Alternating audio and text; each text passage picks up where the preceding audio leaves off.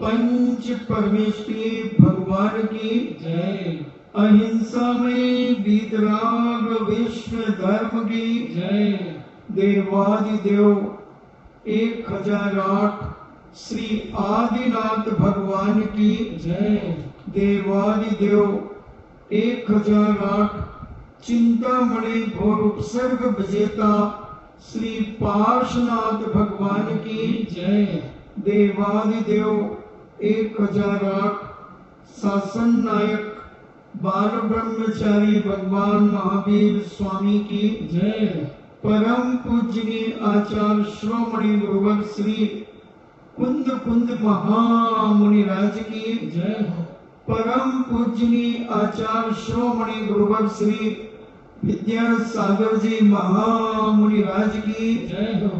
परम पूजनीय निर्व्यापक श्रमण मुनि श्री सुधा सागर जी महाराज की जय हो। परम पूजनीय 3 कम 9 करोड़ महामुनिराजों की जय हो। तपोदय अतिशय क्षेत्र की जय हो। पूज्य सुलक्षणी 105 गंभीर सागर जी महाराज की जय। इच्छाएं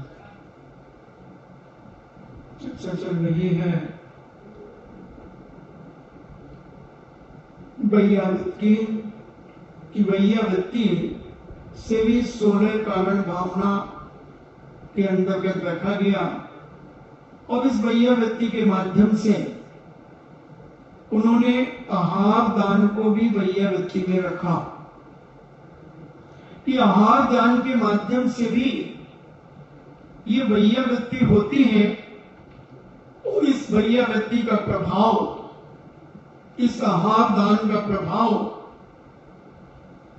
मगर विवेकपूर्ण दिया हुआ आहार, ये ध्यान रखना दाता के 7 गुण होते हैं। अगर उन गुण के अनुसार आप आहार देते हैं तो वह वैयावृत्ति के अंतर्गत आता है। अगर उन गुणों से रहित होकर के आप आहार देते हैं तो फिर वो वैयावृत्ति में भी भार जैसे हो गया, विवेक का अभाव नहीं होना चाहिए।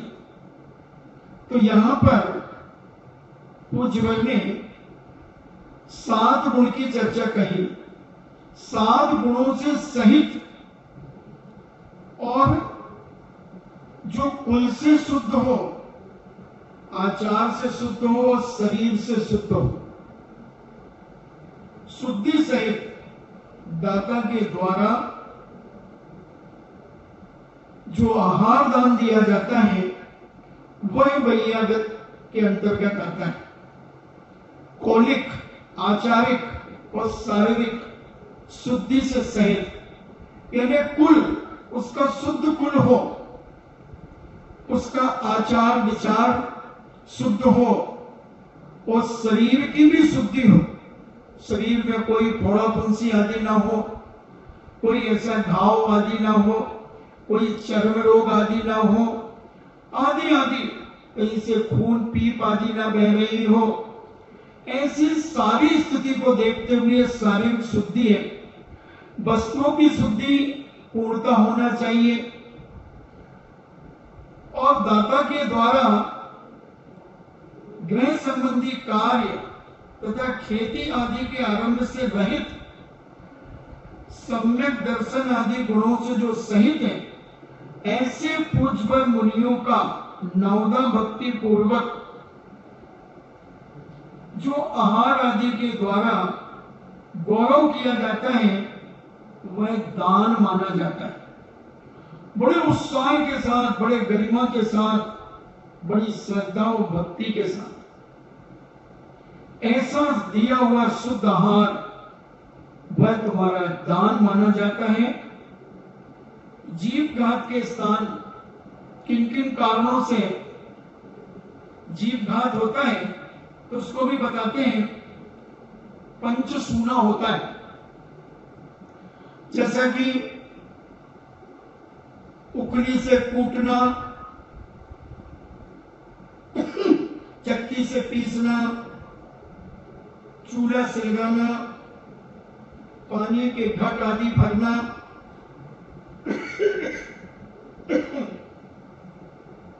और बुहारू आदि, झाड़ू पोछा आदि करना, ये पंचसूना कहलाती। ये हिंसा के कार्य होते हैं और हिंसा के कार्य ग्रस्तों के होते ही रहते हैं, अतः वह मोक्ष को प्राप्त नहीं होता। खेती आदि व्यापार संबंधी कार्य आरंभ सारंभ करता रहता है, जिसके सूना और आरंभ यानी पंच सूना जहां होते हैं और आरंभ नष्ट हो चुके हैं, जिन्होंने पंच सूना जो अभी हमने बताया, कूटना, पीसना, आग सलगाना, पानी आदि भरना, झाड़ू पोछा आदि करना, और आरंभ जिनका त्याग हो गया, खेती किसानी आदि सब व्यापार आदि जिन्होंने सब प्रकार से बंद कर दिया, ऐसे, और जो सम्यक दर्शन, सम्यक ज्ञान, सम्यक चारित्र से युक्त हैं, ऐसे गुणों से जो सहित हैं, ऐसे मुनिराजों को आहार दान देने से जो एक गौरव उत्पन्न होता है, एक आदर भावना जागृत होती है, वह दान कहलाता है। यह दान 7 गुणों से सहित दाता के द्वारा दिया जाता है। जैसा कि जैनाचार्यों ने श्रावकाचार्यों में कहा कि सबसे पहले उनके प्रति श्रद्धा होना चाहिए और संतोष होना चाहिए, भक्ति होना चाहिए, विवेक होना चाहिए, अलुप्तता होना चाहिए, क्षमा भाव होना चाहिए और सत्य।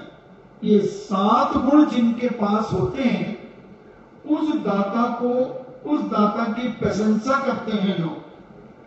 जो बहुत विवेक और सावधानी से आहार देता है, शुद्धि पूर्वक, काय की शुद्धि, मन शुद्धि, वचन शुद्धि, ये सारी की सारी अगर आपकी हैं और आपने शुद्धि पूर्वक भोजन बनाया है, तो उस दाता की सारे लोग प्रशंसा करते हैं, उसकी इज्जत करते हैं, उसे सम्मान देते हैं। ऐसा शुद्ध भोजन जो 7 गुणों के द्वारा दिया जाता है और शुद्धि पूर्वक दिया जाता है, उस दाता की शुद्धता का विचार 3 प्रकार से किया जाता है। कुल से, कौन से कुल का है, उसका आचार विचार कैसा है, और शरीर की शुद्धि जो अभी हमने आपको बताई। ऐसे कुल शुद्ध होना सबसे बड़ी आवश्यकता है। ऐसे नहीं चाहे जो आहार दे दे। बहुत सारे लोग आते हैं, बोले महाराज जी हम भी आहार दे सकते हैं क्या? कि भाई आप पूछ क्यों रहे हो? महाराज हम जैन नहीं है। हाँ, तो हम जैन कुल वालों से ही आहार लेते हैं, और जैन कुल में भी जिनके यहाँ पर कोई अपवाद आदि नहीं हुआ है, जिनका कुल पवित्र है, जिनके घर में कोई ऐसी घटना दुर्घटना नहीं घटी है जो समाज को कलंकित करती हो, तुम्हारे परिवार को कलंकित करती हो, ऐसा कुल शुद्ध आचार विचार, जिसके खान पान शुद्ध हो, शराब आदि जुआ आदि व्यसन ना किए जाते हो, सप्त व्यसन का त्यागी हो, अष्टमूल गुणों का पालन करने वाला हो,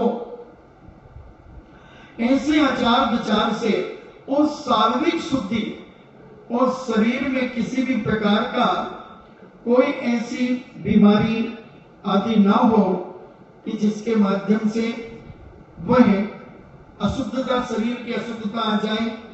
इन सारी चीजों से रहित, शरीर में कोई घाव फोड़ा फुंसी आदि ना हो, कोई उनसे खून पीप आदि का बहाव ना हो रहा हो, और शरीर में कोई बीमारी आदि ना हो, कुष्ठ रोग आदि ना हो, ऐसे शरीर शुद्धि के द्वारा दिया हुआ 9 कोटि से 9 प्रकार की शुद्धि, 9 प्रकार की भक्ति, नवदा भक्ति के द्वारा दिया हुआ आहार, ये पुण्यार्जन में कारण होता है। जैसा कि कहा गया है, परिवहन करना, उच्चासन देना, पाद प्रक्षालन करना, पूजन करना, प्रणाम यानी नमोस्तु करना, मन शुद्धि, वचन शुद्धि, काय शुद्धि और आहार की शुद्धि, ये 9 पुण्य कहलाते हैं। और इन 9 पुण्य की नवदा भक्ति भी कहते हैं।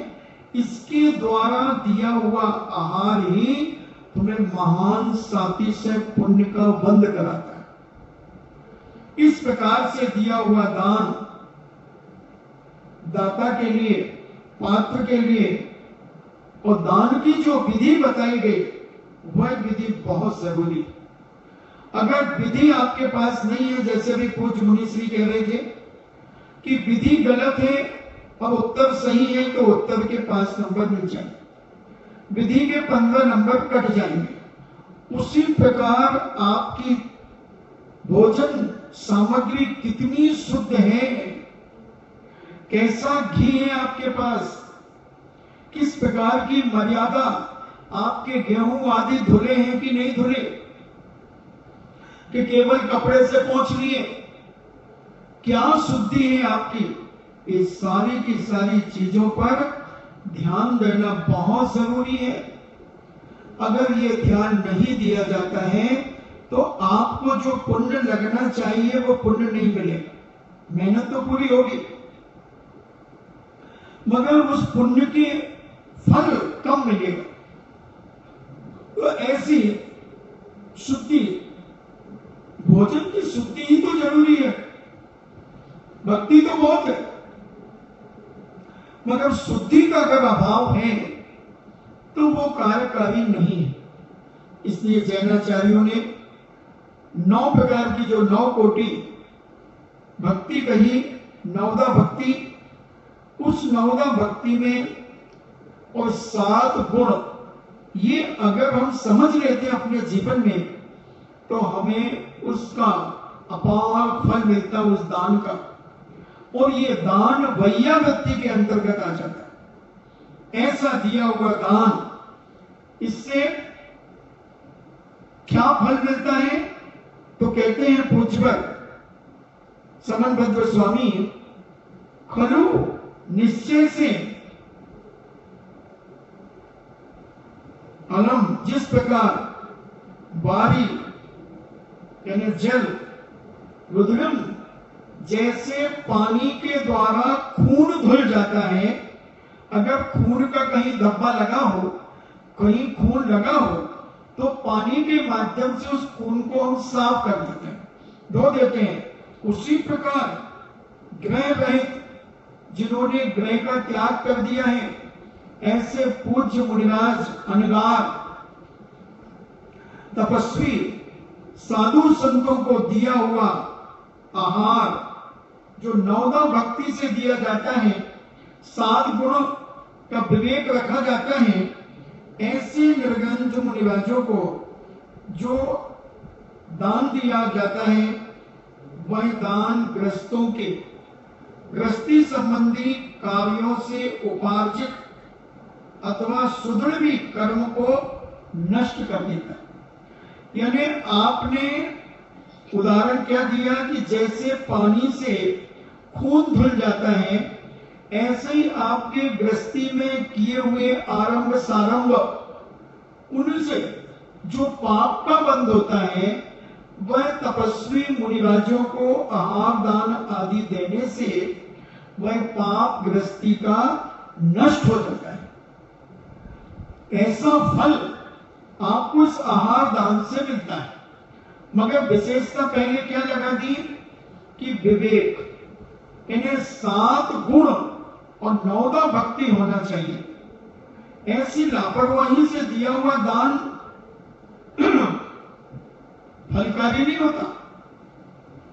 इसलिए उन्होंने कहा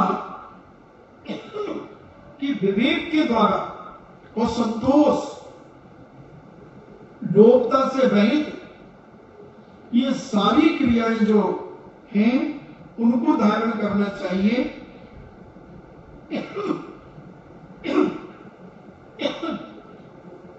जिन्होंने अंतरंग बहिरंग से घर का त्याग कर दिया है। देखना कौन से साधु की बात चल रही है यहां पर। जिन्होंने बाहर से तो घर का त्याग प्राय सभी कर देते हैं, मगर अंदर से घर के प्रति मोर्चा भाव बना रहता है। परिवार का कोई आ जाता है तो अपने भक्तों को इशारा कर देते हैं कि देखो वो आ गए, उनको जरा देख लेना। तो भी उनने अंतरंग से परिवार को नहीं छोड़ा। ये साधु नहीं माने जाएंगे, वे पूर्णता वीतरागी नहीं माने जाएंगे।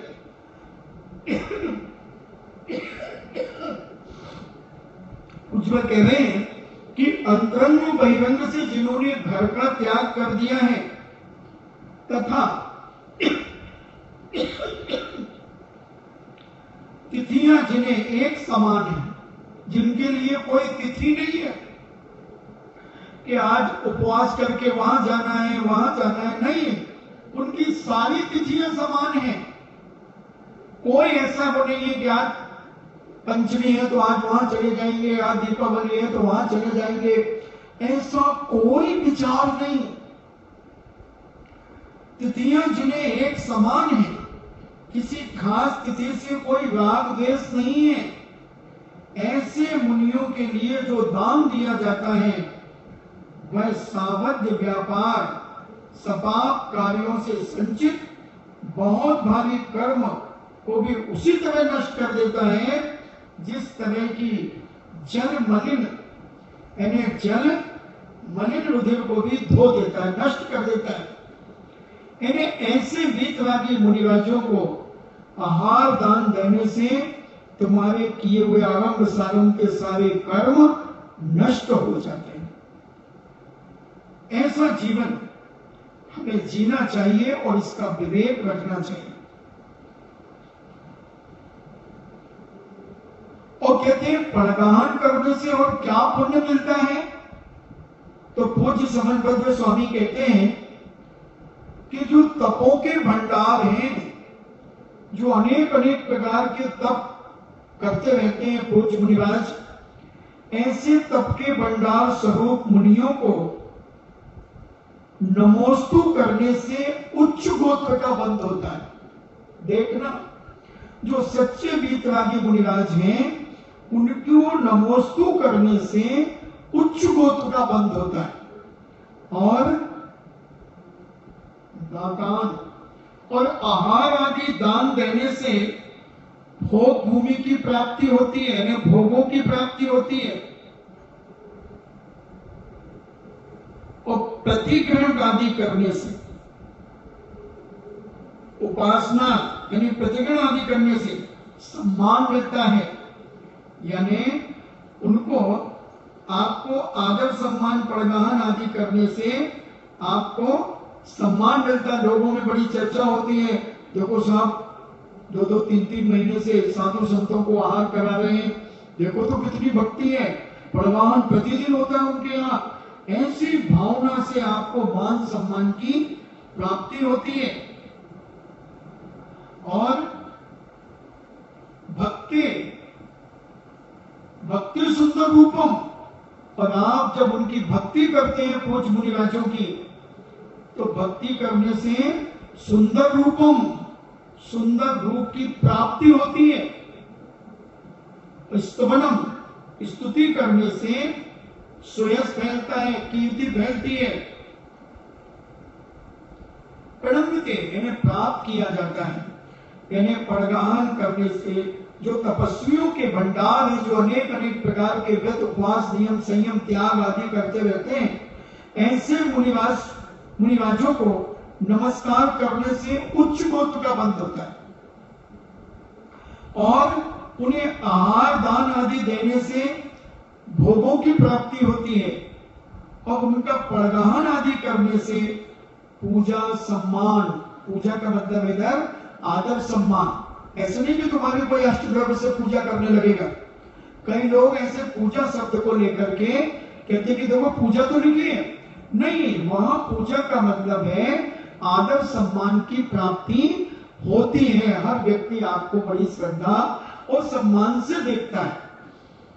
और भक्ति, और जब हम ऐसे मुनिराज तपस्वियों की भक्ति करते हैं तो कहते हैं सुंदर रूपम, सुंदर रूप की प्राप्ति होती है। जितने भी लोग दुनिया में सुंदर हैं, इन्होंने पूर्व जन्म में नियम से भक्ति की होगी। भले वो इस समय अन्य कुलों में है, अन्य जातियों में जन्म ले चुका, मगर पूर्व जन्म में उसने नियम से जिनेंद्र भगवान की और गुरुओं की भक्ति की होगी। ऐसा समनभद्र स्वामी डंगे की चोट पे कह रहे हैं कि जो व्यक्ति भक्ति गुणानुवाद करता है जिनेंद्र भगवान के, साधु संतों के, उस व्यक्ति को सुंदर रूप की प्राप्ति होती है। और ऐसे सुंदर रूप की प्राप्ति और स्तवनम,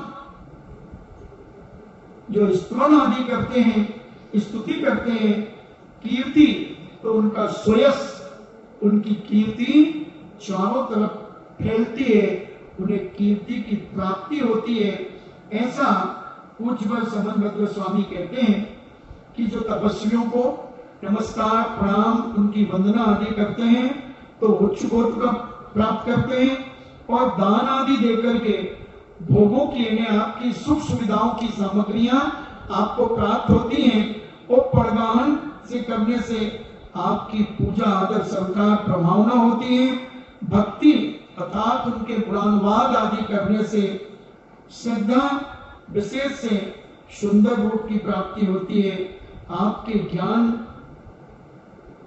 तथा आप ज्ञान के सागर में अनेक अनेक वचनों से हम उनकी स्तुतियां करते हैं, उनका गुणानुवाद करते हैं, इससे कीर्ति फैलती है। ऐसा सम्मान आदि प्राप्त होता चला जाता है। तो हमें भैया व्यक्ति के कितने सारे भेद बताए जा रहे हैं। कोई कह सकता है कि हम इतना सा तो आहार दान देते हैं और इतना विशाल फल कैसे मिलता है। तो पूज्यवत कहते हैं उचित समय में योग पात्र के लिए दिया हुआ अल्प थोड़ा भी दान उत्तम पृथ्वी में पड़े हुए बट बीज के समान प्राणियों के लिए महात्म वैभव से युक्त, यानी जैसे थोड़ा सा तुम कहते हो उचित समय में जो आहार चर्या का समय है और जो आहार दान देने का समय है, उस समय योग्य पात्र के लिए आप जो दान देते हैं, थोड़ा सा भी दान किस प्रकार फलीभूत होता है।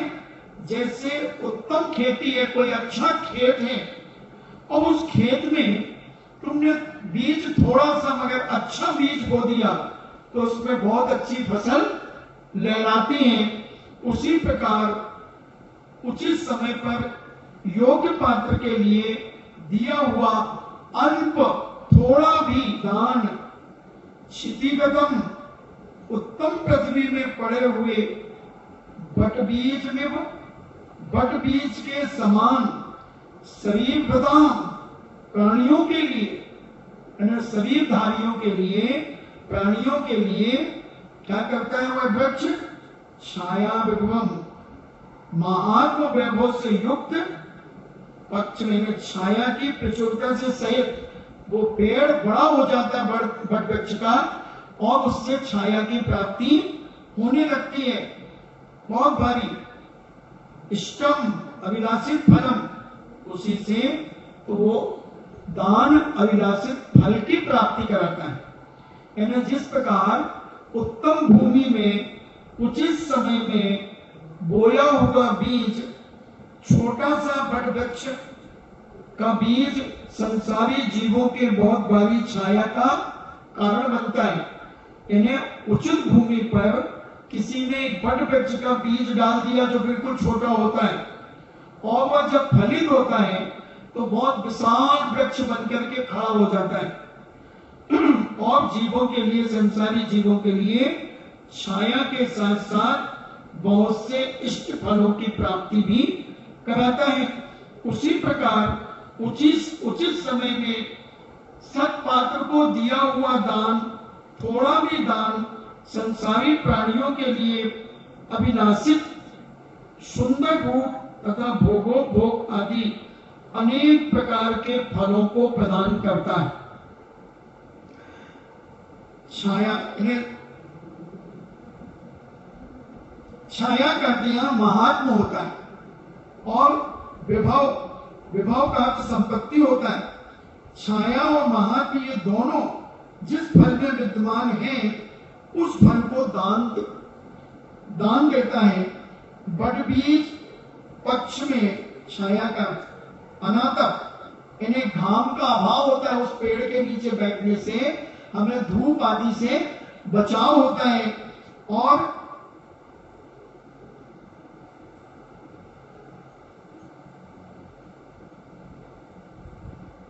धन वैभव आदि की प्राप्ति आहार दान आदि से होती है। अपन देखते भी हैं, हमने तो खूब देखा भैया, खूब देखा कि जो भी सच्चे त्यागी गति साधु संतों को आहार दान देता है उसकी दिन दूनी रात चौगुनी संपत्ति तो बढ़ती ही है, उसकी इज्जत बढ़ती है। अजमेर का एक परिवार है, हम उसको 1984 से जानते हैं, और उसके पहले से वो लगभग आज की समय के 40 साल से कम वो चौका लगा रहे होंगे, और पहले कुछ नहीं था, और आज क्या नहीं, तो आहार दान का बहुत बड़ा प्रभाव है। उदाहरण उन्होंने क्या दिया पूज्यवर ने, कि जैसे उचित भूमि पर तुम एक वट के बीज का बीज बो दो और वह विशाल वटवृक्ष बन जाता है, उसी प्रकार जो संयमी तपस्वी हैं, आरंभ त्यागी हैं, जिन्होंने अंतरंग बहिरंग परिग्रह आदि का त्याग कर दिया है, घर का त्याग कर दिया है, और अपने ज्ञान ध्यान में विश्वासा वसातीतो निरागम को पवित्र ज्ञान ध्यान तपो रखता तपस्वी का प्रशस्ते, ऐसे जिन्होंने आरंभ सारंभ का त्याग करके और ज्ञान ध्यान में अपना समय व्यतीत करते हैं, राग देश कसायों से रहित होते हैं, ऐसे पूज्य मुनिराजों को दिया हुआ दान तुम्हें अपार संपत्ति प्राप्त कराता है, वैभव प्राप्त कराता है। उनका गुणानुवाद करना, उनकी भक्ति करना सुंदर रूप की प्राप्ति कराता है, उच्च गोद में तुम्हें जन्म दिलाता है, अनेक सुख सुविधाओं से प्राप्त तुम्हारा जीवन और तुम्हारी सुख सुविधाओं की सामग्री जुटाता है। ऐसा अनेक प्रकार से फल की प्राप्ति होती है इस छोटे से दान से। इसलिए श्रावक को हमारे जैनाचार्यों ने इस दान को वैया वृत्ति में रखा, कि ये वैया वृत्ति में कारण है, वैया वृत्ति है, आहार दान वैया वृत्ति में रखा, बहुत बड़ी बात है। समद भद्र स्वामी कितने बड़े दार्शनिक थे, बहुत बड़े फिलासफर थे। वो जानते थे कि श्रावक को हमें कैसे संबोधन करना, कैसे सद्मार्ग पर लगाना, और ये आहार दान का महत्व हमें कैसे बताना, तो 4 प्रकार के दान बताए गए पूज्य समंत स्वामी ने। और ऐसा वो 4 प्रकार के दान हैं जो तुम्हें अनेक अनेक प्रकार के फल दिलाते हैं। तो विद्वज्जन आहार, औषध और उपकरण और आवास दान से वैयावृत्ति को 4 प्रकार का कहा है। औषध दान भी वैयावृत्ति है, आवास दान भी वैयावृत्ति है, आहार दान भी वैयावृत्ति है और उपकरण दान, ये सब वैयावृत्ति के अंतर्गत आते हैं। अब इन वैयावृत्ति आदि में कोई प्रसिद्ध हुआ है तो उसकी भी चर्चा अभी करेंगे। भक्तपान आदि इन्हें आहार को कहते हैं। भक्तपान किसे कहते हैं? तो आहार को कहते हैं। बीमारी को दूर करने वाले पदार्थ को औषध कहते हैं और ज्ञान उपकरण आदि को उपकरण कहते हैं और बसतिका आदि को आवास कहते हैं। इन चारों वस्तुओं को देने से वैयावृत्ति 4 प्रकार की हो जाती है, ऐसा पंडित जन निरूपण करते हैं। तो पूज्यपाद कहते हैं कि ये वैयावृत्ति अनेक प्रकार की होती हैं और इस वैयावृत्ति के माध्यम से श्रावक अपने जीवन में अनेक सुख, शांति, समृद्धि आदि प्राप्त करता है। तो कहते हैं आहार दान में ऐसा कौन व्यक्ति प्रसिद्ध हुआ? तो बहुत सारे प्रसिद्ध हुए आहार दान देने में। कहां तक कहे जटायु पक्षी ने मात्र आहार देखा और पूज्यवर के चरण गुप्ती सुगुप्ती महाराज को जो रामचंद्र जी ने आहार दान दिया और उनके पास जो जटायु पक्षी था, उस जटायु पक्षी ने पूज्यवर का आहार देखा और उस गंधोदक में अपने शरीर का स्पर्श कर लिया, जिससे उसके पंख स्वर्णमय हो गए और वह जनक नंदी सीता की रक्षा के लिए गया, मगर ब्राह्मण की दुष्टता ने उस जटायु पक्षी को मार दिया। वह मरकर के स्वर्ग गया। मात्र एक आहार दान देखने से गिलहरी, सूकर, बंदर ऐसे 4 जीव जिन्होंने आहार देख करके भोग भूमि में जन्म लिया, फिर वहां से आकर के महापुरुष बने। शांतिनाथ भगवान के जीवन की एक घटना मैं आपको यहां स्पष्टीकरण करूंगा। इसी जम्बूद्वीप में एक भरत क्षेत्र है। इसी भरत क्षेत्र में एक आर्यखंड है और इसी आर्यखंड में मलय देश के संचयपुर, रत्न संचयपुर के राजा श्रीसेन वहां राज्य करते थे। इन्हें मलय देश के रत्न संचयपुर में राजा श्रीसेन राज्य किया करते थे। उनकी 2 रानियां थी। बड़ी रानी का नाम सेनंदिता था और छोटी रानी का नाम अनंदिता था। अनंदिता, ऐसी 2 रानियां श्रीसेन राजा की थी। दोनों रानियां धार्मिक थी, विवेकशील थी और अपने जीवन में साधु संतों के आहार दान में अग्रसर रहा करती थी। राजा भी हमेशा दान पूजा में अग्रसर रहता था। न्याय और नीति से अपना जीवन, अपना राज्य का संचालन किया करता था। दोनों रानियों के पहली सेनंदिता के इंद्र नाम का बेटा था और अनंदिता के उपेंद्र नाम का पुत्र था। दोनों के पुत्र बहुत ज्ञानवान, विवेकशील, वो बड़े धार्मिक थे। उसी नगर में एक सात्विक नाम का ब्राह्मण रहा करता था। उसकी स्त्री का नाम जम्बू था। उसकी पुत्री का नाम सत्यभामा था। यानी जो ब्राह्मण था उन ब्राह्मण की पुत्री का नाम सत्यभामा था।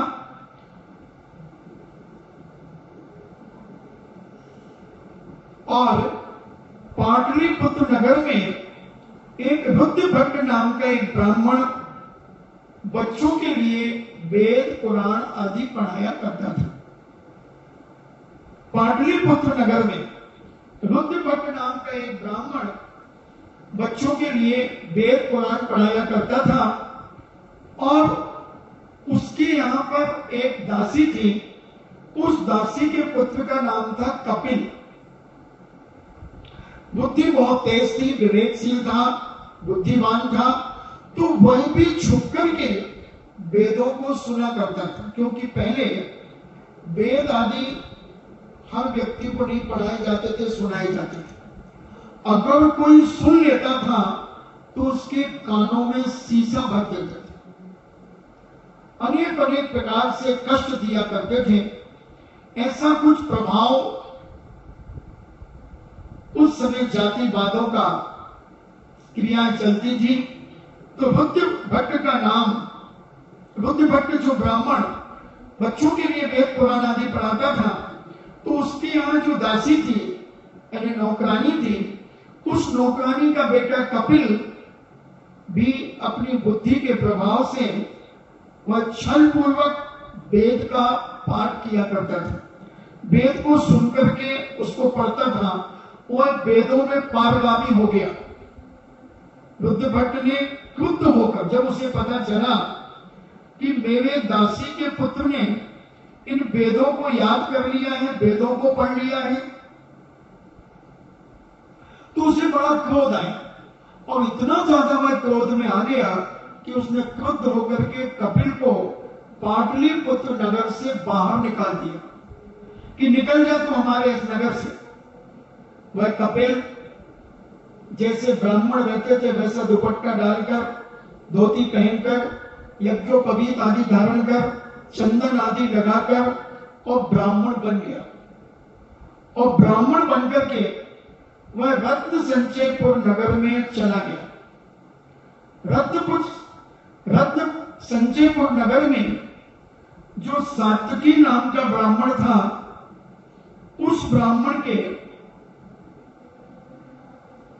वेद का पारगामी उस कपिल को देखकर कि ये तो वेदों का पारगामी है, तो महान बड़ा ब्राह्मण है, बहुत ज्ञानवान है, बुद्धिशाली है, तो उस सात्विकी ब्राह्मण ने उसे वेद का पारगामी जानकर, और रूप से भी सुंदर था, तो उसे देखकर अपनी बिटिया सत्यभामा के योग्य समझा कि ये हमारी सत्यभामा बेटी के लिए ठीक रहेगा। तो ऐसा उन्होंने ऐसा जानकर के मानकर सत्यभामा को पाणी ग्रहण उसके साथ कर दिया। मगर नीच आदमी की हरकत नीच ही होती है, चाहे वो कुछ भी कर ले, कितना भी भेष बना करके आ जाए, मगर उसकी हरकत से पता लग जाता है, उसकी क्रियाओं से पता लग जाता है कि ये आदमी किस कुल का है।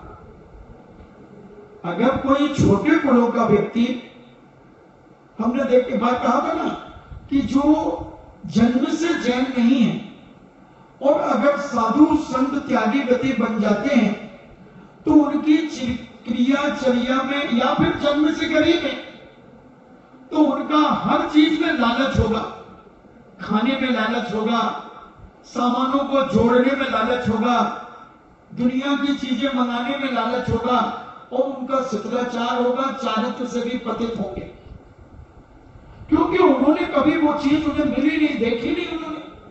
तो जब उस भेष को धारण करके लोग उसकी इज्जत करते हैं और उनका शिष्टाचार दिन दूना रात चौगुना बढ़ता जाता है, अपन देख भी रहे।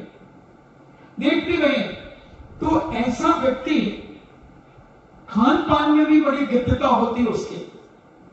जो आदमी गरीब घर से होता है वो साधु बन जाता है, क्योंकि उसके घर में तो उसे मिला ढंग से। अब वो सोचता अपन तो साधु बन गए, इसलिए जम के खाओ, खूब उड़ाओ, जो मिले खाओ।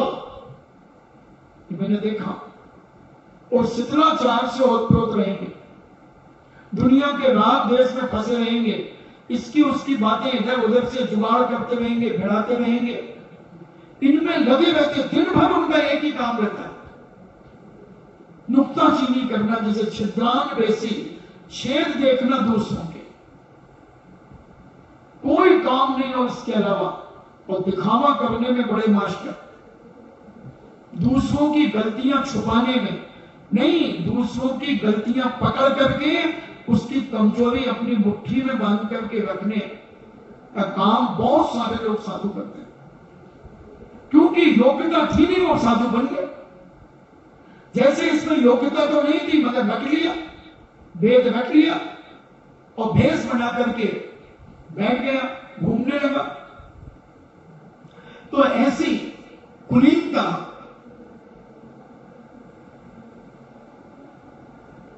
और सत्यभामा की जब पानी ग्रहण हो गया, तो सत्यभामा जब पानी ग्रहण करके रति के समय जब उसके पास गई, तो उसकी हरकत, उसकी विट जैसी चेष्टाएं, यानी निकृष्ट नीच जैसे उसकी हरकतों को देखकर वो समझ गई कि ये उच्च कुलीन नहीं है, उच्च कुलीन नहीं है, ये जरूर कोई बहरूपिया टाइप का है। कब तक छुपेगा पाप?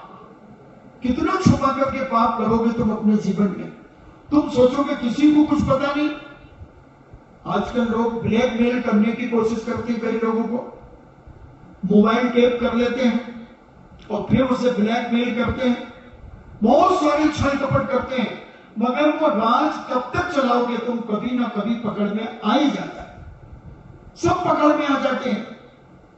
बड़े बड़े खूंखार गुंडे बदमाश भी पकड़ में आ जाते हैं। 8 पुलिसों का मर्डर करने वाले खूंखार, कब तक बकरे की अम्मा कब तक खैर मनाएगी? कभी ना कभी तलवार के नीचे आएगी। तो बड़े बड़े गुंडे बदमाश खूंखार पकड़ में आ जाते हैं और पुलिस की मुठभेड़ में मारे जाते हैं। तो वो कर्म की चपेट में मारे जाते हैं। कर्म तो किसी को नहीं छोड़ता, चाहे तुम साधु क्यों ना बन जाओ, जो कर्म तुमने किए हैं वो तो भोगना ही पड़ेगा, भोगना ही पड़ेगा। चाहे तुम रो करके भोगो, चाहे हंस करके भोगो, वो कर्म भोगना ही पड़ेंगे। तो ऐसा छल कपट करके वह सत्यभामा का पति बन गया। और जब रति के समय उसकी हरकत जब उसने देखी, तो सत्यभामा तो उच्च कुलीन थी, विवेकशील थी। उसने कहा ये दुष्ट है नियम से, और इस दुष्ट ने इस प्रकार का रूप बनाकर मुझसे शादी कर ली है, ऐसा ये चेष्टा उसकी देखकर यह कुलीन नहीं है, ये कुलीन नहीं है, ऐसा वह विचार करके मन में बड़े दुख को प्राप्त होती है, खेद को प्राप्त होती है, खेद धारण करती रहती है। इसी अवसर पर, इसी समय जब वह विकल्पों में थी, तो उसके नगर में रुद्र भट्ट जो ब्राह्मण था, जिसके यहां पर उस कपिल ने वेद आदि छुप करके पढ़े थे, वह तीर्थ यात्रा करता हुआ रत्न संचयपुर नगर में आया, रुद्र भट्ट। और रुद्र भट्ट जब नगर में आया, तो कपिल उसे प्रणाम कर अपने सफेद ग्रह में ले गया। यानी पहले मकानों में ऐसा लगता है कि सफेद चूना ही पोता जाता था, सफेद ग्रह में ले गया, यानी बिल्कुल साफ सुथरे मकान में ले गया, तथा भोजन आदि उन्हें कराकर, वस्त्र आदि देकर उसने सत्यभामा तथा अन्य समस्त लोगों के सामने कहा कि यह मेरा मित्र है। किसके लिए? रुद्र भट्ट के लिए।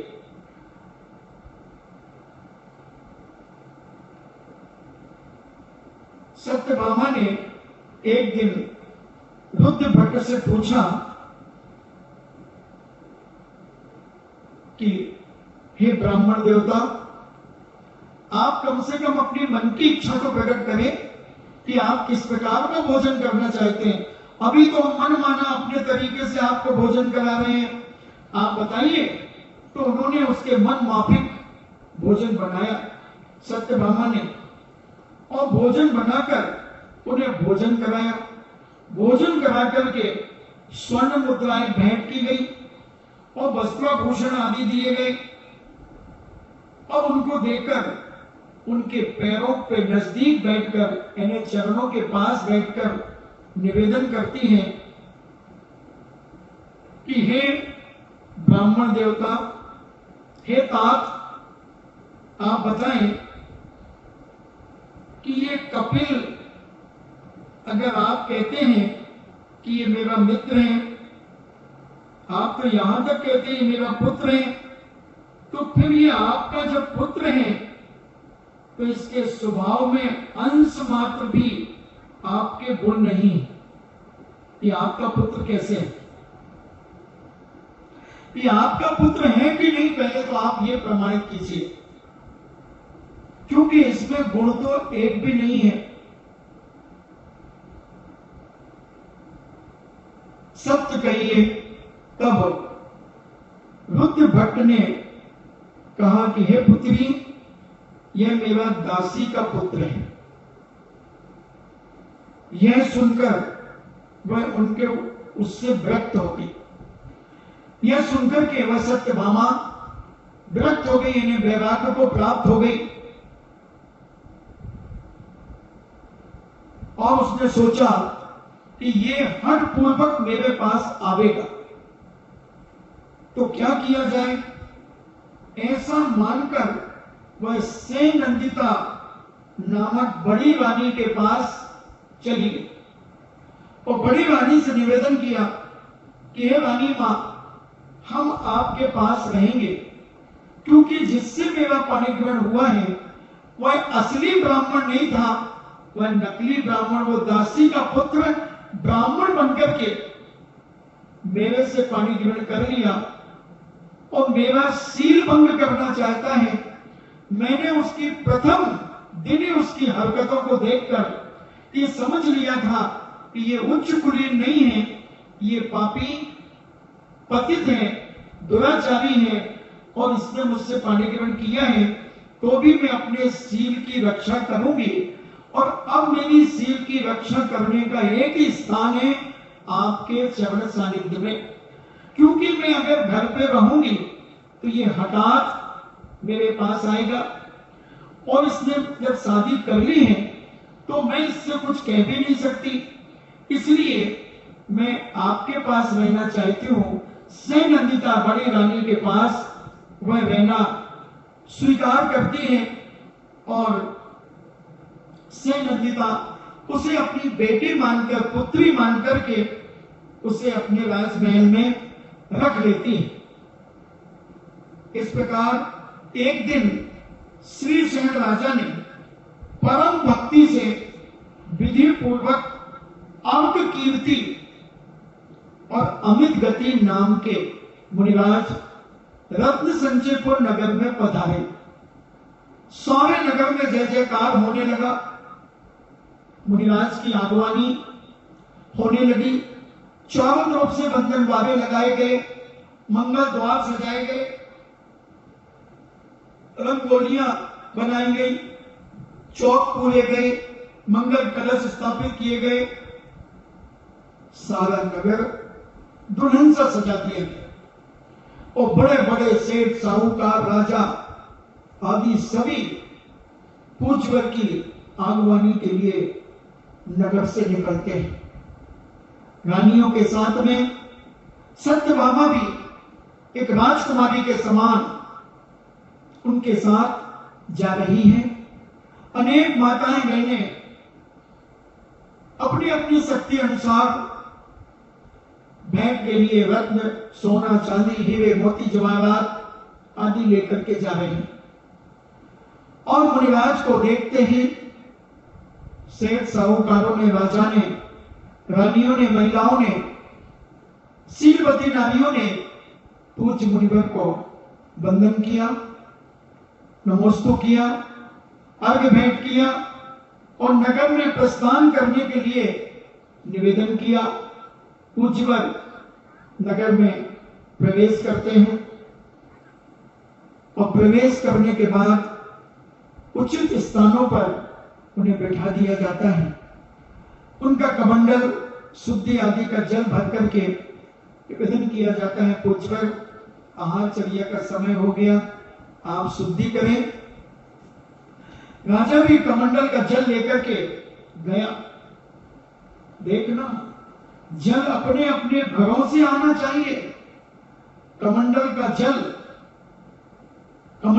जल अपने अपने घरों से लेकर के आना चाहिए और कमंडल को साफ करके उसमें जल भरना चाहिए। राजा जैसा व्यक्ति अपने घर से जल ले जा रहा है राजमहल से मुनिराज के कमंडल में जल देने के लिए, शुद्धि का जल। और सब सेठ साहूकार सारे लोगों ने अपने अपने घरों से थोड़ा थोड़ा जल सबने कमंडल में दिया और पूज्यवर को निवेदन किया। पूज्यवर ने प्राशुभ जमीन पर जाकर के लघु शंका आदि कर हाथ पैर की शुद्धि करके प्रक्षालन करके और फिर जिनालय में जाकर विधि के अनुसार आहारचर्या को निकले। अर्घ कीर्ति और अमित गति महाराज दोनों महाराज नासा दृष्टि किए हुए 4 हाथ जमीन देखते हुए ईरिया समिति से चल रहे थे। नगर में जहां देखो वहां हे स्वामी नमोस्तु नमोस्तु नमोस्तु, अत्रो अत्रो अत्रो, तिष्ठो तिष्ठो तिष्ठो, मन शुद्धि वचन शुद्धि काय शुद्धि आहार जल शुद्धि, नमोस्तु स्वामी नमोस्तु स्वामी नमोस्तु। हर तरफ से हर गली से गूंज हो रही थी।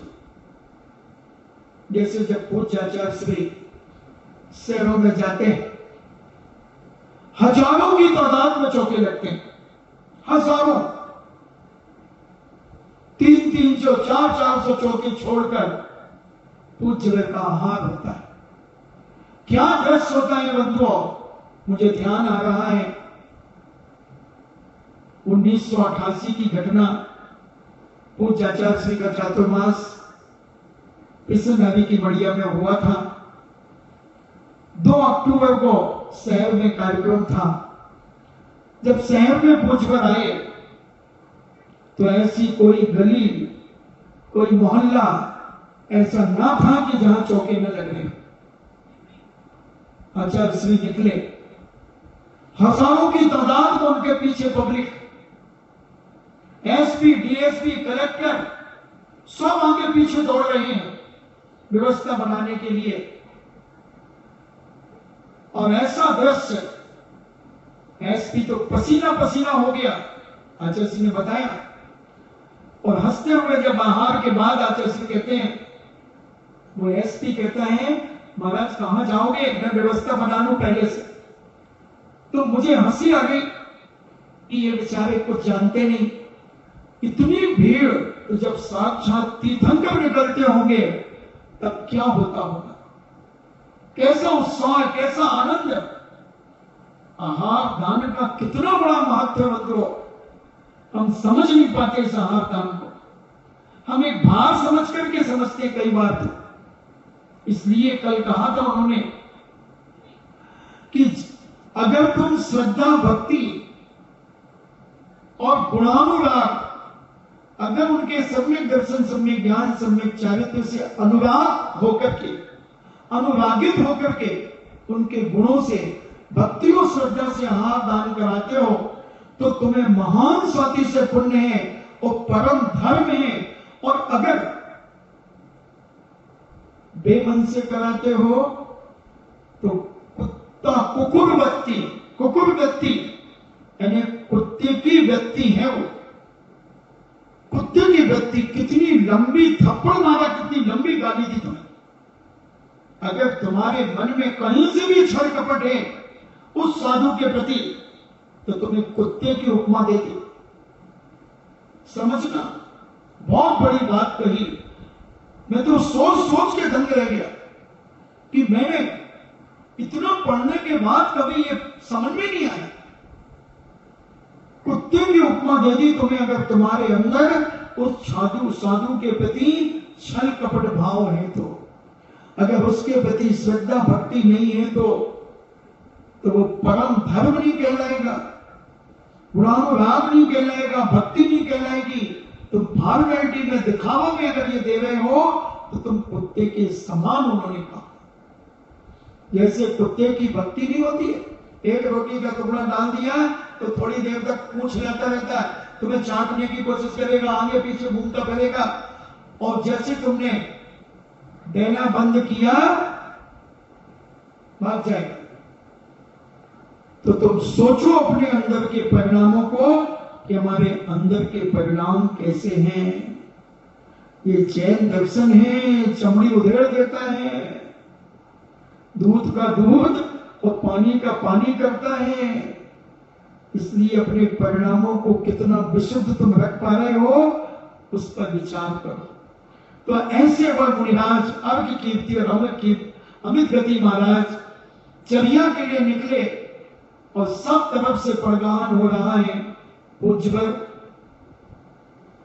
चलते चले जाते हैं, पूरे नगर में भ्रमण करते हैं और राज दरबार की तरफ जब जाते हैं तो राज दरबार में उनका प्रगान होता है। राजा श्रीसेन और परम भक्ति से राजा श्रीसेन विधि पूर्वक अर्घ कीर्ति और अमित गति महाराज नामक श्रावण विद्याधारी मुनिराज को आहार दान देते हैं। उनके फल से और फल स्वरूप राजा रानी के साथ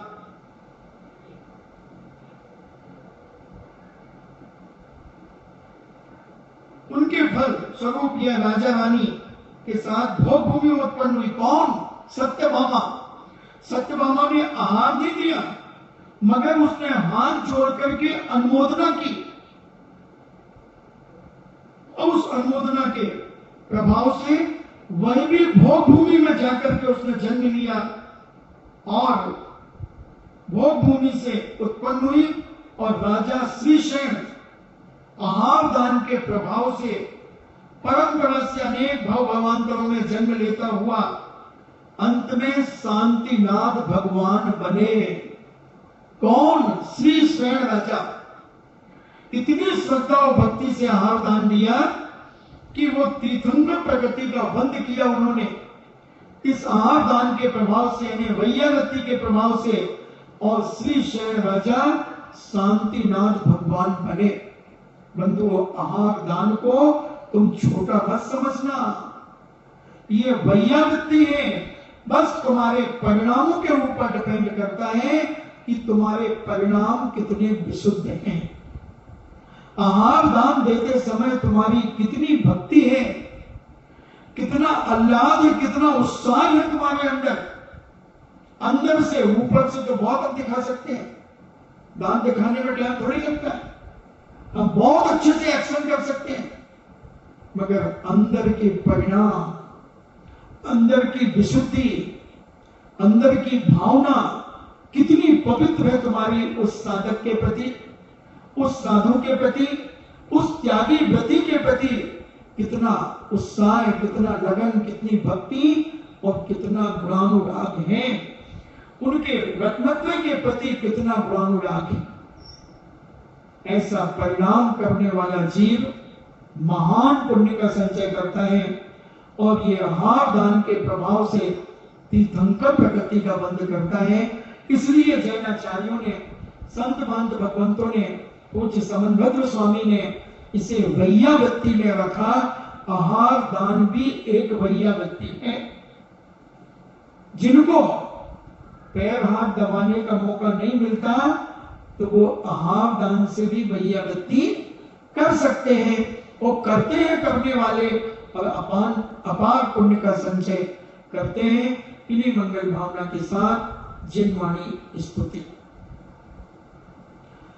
जिनवाणी के ज्ञान से सूझे लोकालो, सोबाणी मस्तके धरो सदा देत हूँ तो हे जिनवाणी भारती तो हे जपो दिन रे जो तेरो सरना गहे सो पावे सुख चैन देव भजो अरिहंत को गुरु सेवा निर्ग्रंथ दया धर्म पालो सदा यही मोक्ष का पंथ। नवोगा